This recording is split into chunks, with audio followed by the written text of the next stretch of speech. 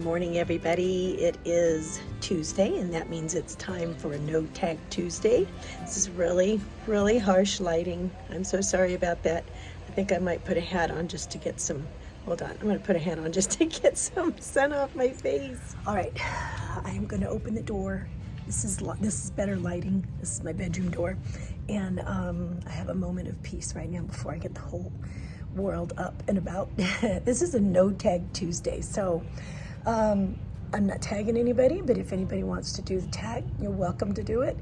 I'm going to probably type these questions down into the description bar if you want to do that, and then there are going to be other channels who are also participating, and they're going to be listed down below too. So take a look at them and just spend Tuesday with them, and just have a good time. These questions are coming from Roy from Recipes with Roy, and that's an awesome channel. I recently subscribed to Roy, and I got a lot of wonderful ideas for my WW journey. Okay, guys, this no tag is called All Over the Place, and it really is kind of all over the place. These are some very interesting questions. I mean, I'm like, some of these I didn't answer yet, and so you're going to see me kind of stumped because I just couldn't think of anything. So hopefully I'll think of something as we go on. But I wanted hubby to do this too, but he had to work, so he's not able to do this. So I'm going to be doing this alone. Number one is, what's something on your bucket list? And something on my bucket list has always been to go to Greece. So I want to island hop actually, but my favorite island would be Santorini Island. And so who knows if I'll ever get there. If not, I can enjoy the food from here. But that's on my bucket list. Number two, if you had your own talk show, who would your first guest be? This one is really stumping me because I really have absolutely no idea. I would have to say I'm a foodie, and I love celebrity chefs, and I love finding out how they got to where they're at and their stories behind their love of cooking and all of that kind of stuff. I'm just a food geek. One of my favorite chefs has always been Jose Andres from Spain, and I've heard him talk about how he kind of started in his journey before, in his food chef journey, and I just would like to hear more of that.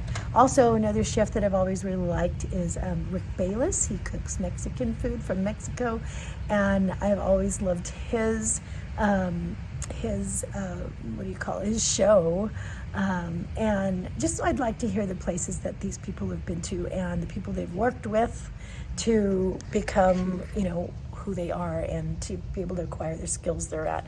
So I'd probably have a string of celebrity chefs on my show.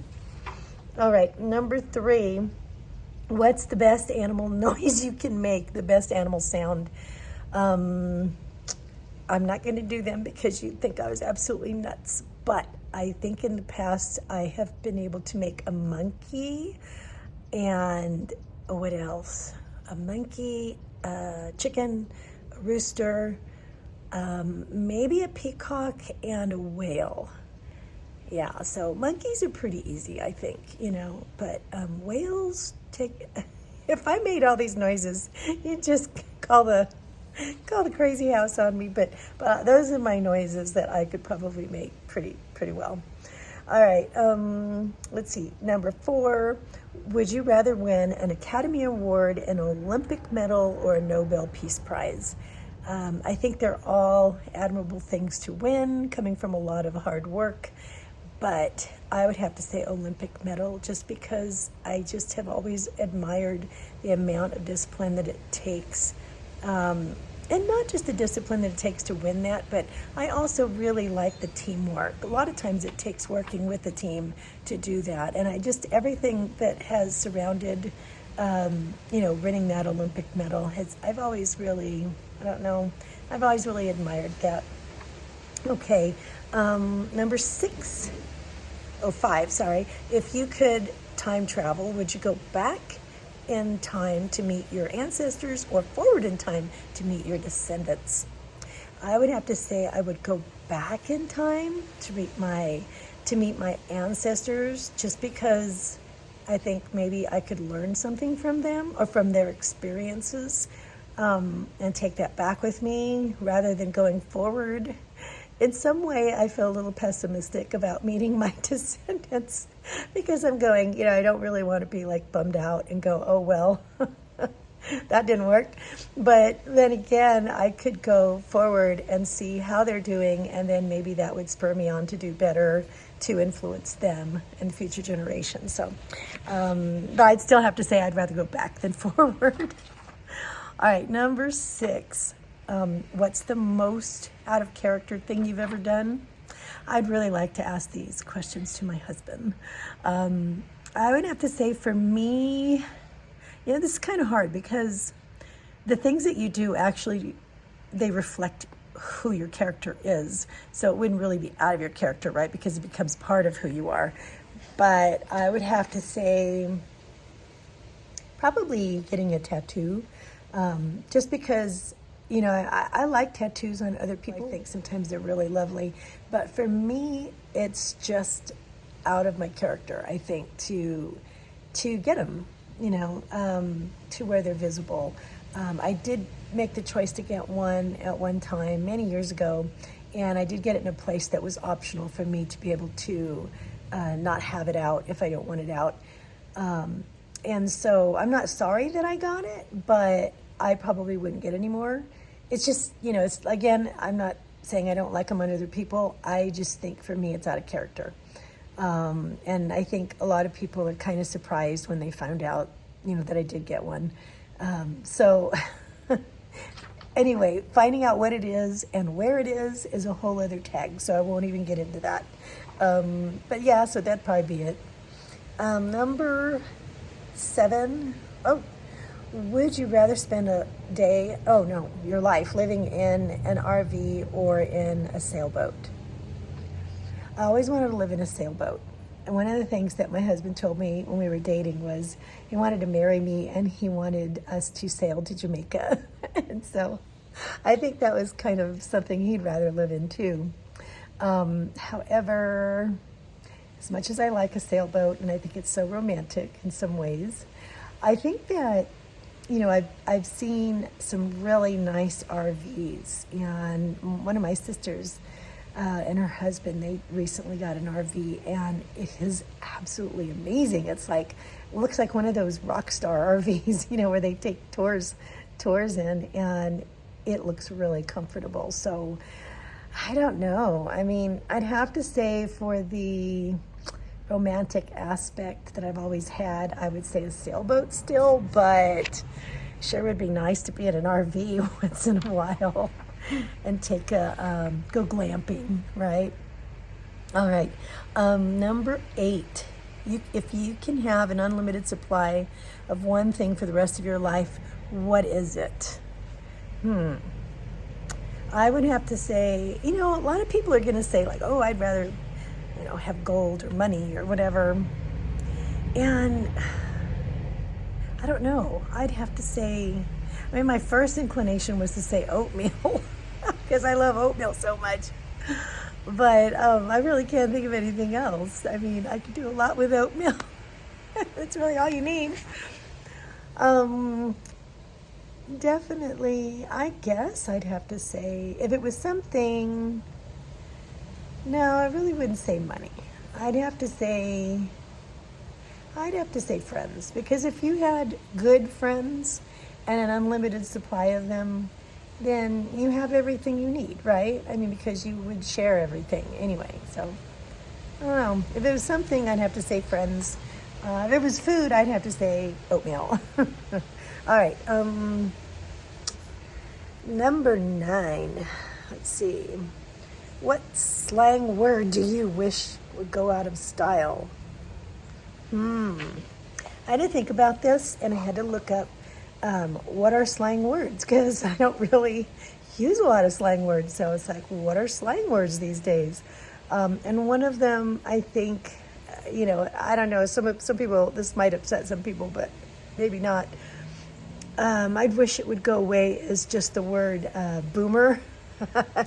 People say, okay, boomer. I think that it's disrespectful to whoever you're talking about. Because basically, I kind of feel like that shutting somebody down, like you don't want to hear what they have to say and that it's not important what they're saying. And so I don't really like it. It bothers me. And I'm not saying that because I think I am a boomer, because I don't think I am a boomer in any case. Because, it's so funny because we grew up, in our generation, we were told that the baby boomers born to the people, after World War II were the boomers.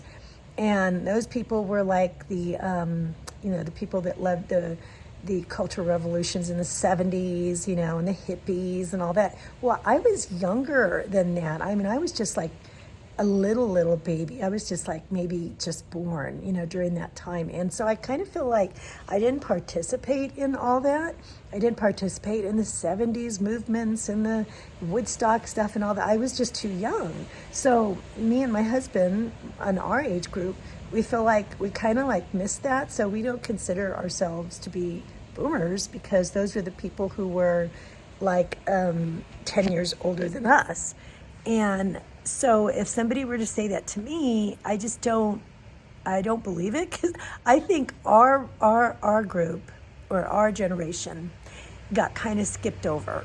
There was boomers, and then there was us, and then they went on to Generation X or whatever it was below that. And I don't think we have a name.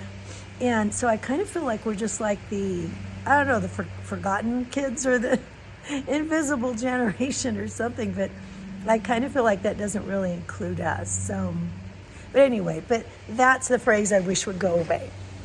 So I don't know what we are.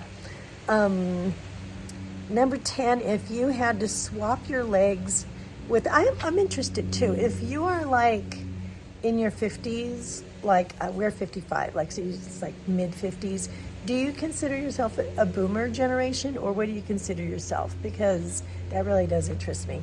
All right, number 10, if you had to swap your legs with the legs of any other animal, which animal would you choose? These are crazy questions, but I love them. Okay, so at first I thought it'd be really cool to be like a mountain goat, because you could balance, and climb really well most of the time. But then again, I don't think they're very attractive. So I would have to say maybe a cheetah, just because it's like the fastest animal on Earth. And I think that'd be really cool to be able to run like the $6 Million Man. I'm aging myself there with the $6 Million Man show, right? But yeah, it'd be really cool to run like a cheetah. So I would have to say I would love to have cheetah legs. It look weird on me though. But anyway, that might be kind of fun. So, okay, so I want to thank Roy for sharing these questions. And I'm just going to get this video out today for Tuesday. And tomorrow is a weigh-in Wednesday. Wish me luck. I hope you guys are having a wonderful, wonderful day. And I'll see you soon. Bye.